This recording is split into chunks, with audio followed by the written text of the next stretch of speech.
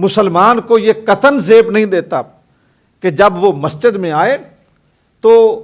ایسی بدبو اس کے پاس سے آ رہی ہو کہ لوگ اس سے گھن کریں، یا وہ گندے کپڑے پہن کے آئے،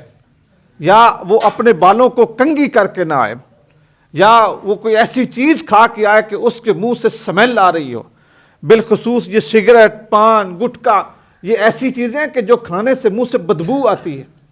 ہم تو صرف یہی سنتے ہیں نا جی لہسن نہیں کھانا، پیاز نہیں کھانا، یعنی ہم نے صرف تھوم اور پیاز پہ یہ بات رکھ دی۔ ایسی بات نہیں ہے۔ کچا گوشت مسجد میں لانا، ایسی جرابیں پہن کے آنا، یہ سردیوں کا موسم ہوتا ہے تو گندی جرابیں 3-3 4-4 دن ان کو تبدیل نہیں کیا، جہاں پہ پاؤں لگتے ہیں ممکن ہے بعد میں کسی نمازی کو وہیں پہ سجدہ کرنا پڑے تو اس کو کتنی سمیل آئے گی۔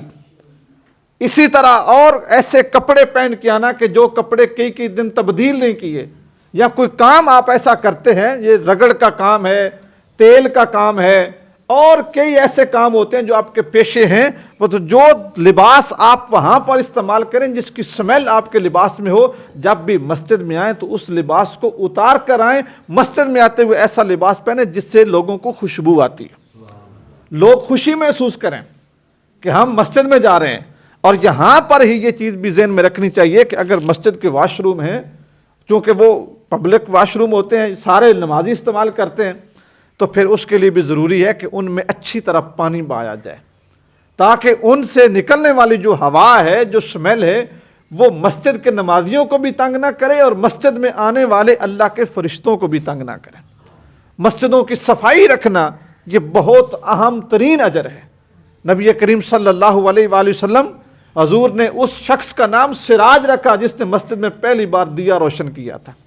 فرمایا اس نے ہماری مسجد کو روشن کیا ہے۔